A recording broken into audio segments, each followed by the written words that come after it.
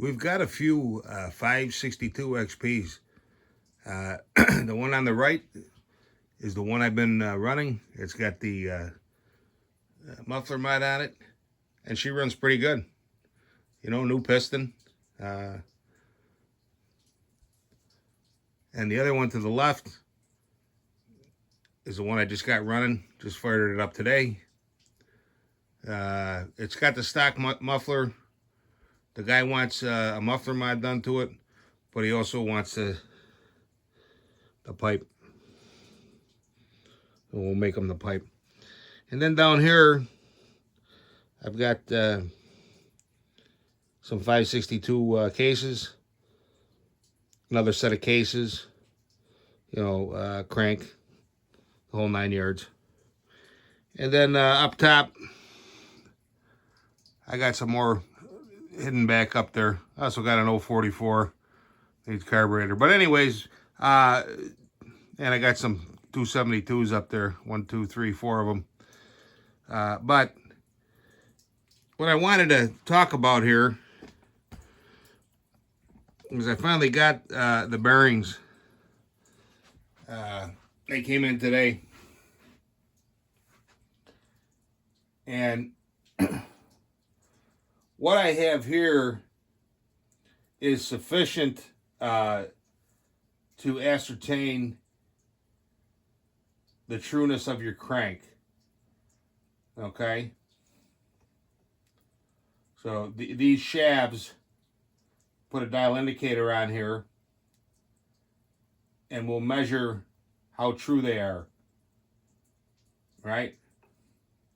And then you would have to either expand or squeeze if these are out this way or this way, or you're going to have to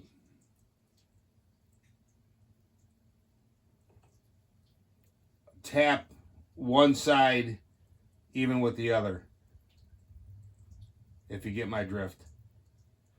So this right here, what I have this set up, I don't have it bolted down or nothing, but if I wanted to check that and then take it off and then tap it with a hammer or whatever, you know, and then come back, check it, put it on, I can do that.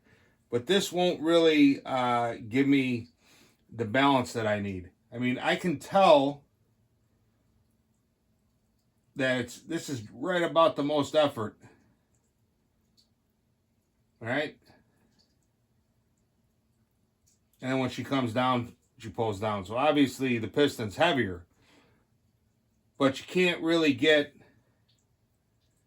the balance the way you want it. And that's why I picked up these bearings. And what I got to do with these, I don't know if you can see these. These are, I think these are 680. And I think that's 8mm hole. So what we'll do is, I've already got this set up, and this just bolts on. Okay, we could take the assembly off of here. I'll set that over here. All right. And this just bolts on, this piece.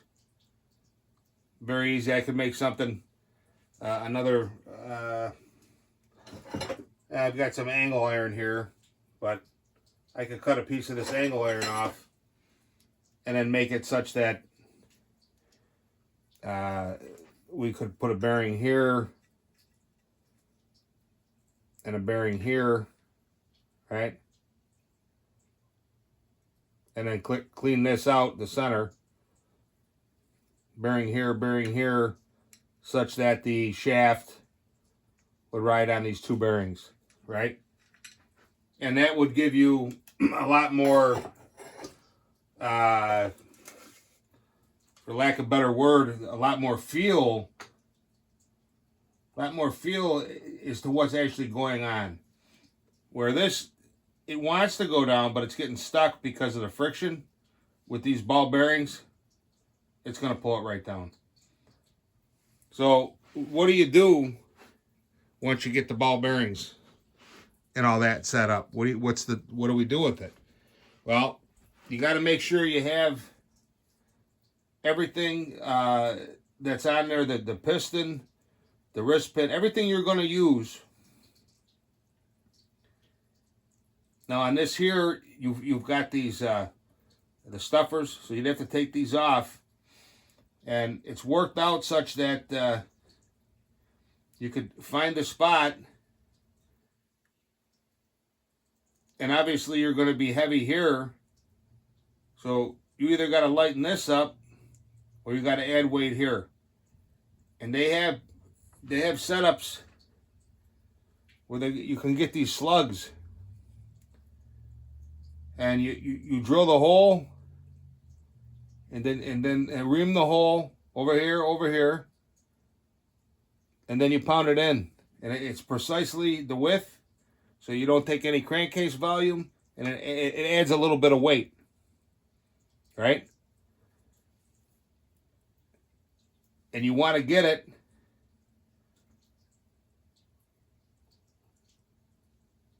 to where you know by experience it's good. Now some guys have shops where they can spin balance it at 200-300 RPM, and I don't have that, so. But I think by actually taking one of these and balancing it and getting everything proper for the RPM,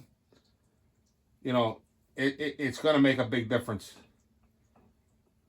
Especially in, if it's going to be like a more racier build, actual competition versus, firewood saw. This would probably help you do very well. Alrighty.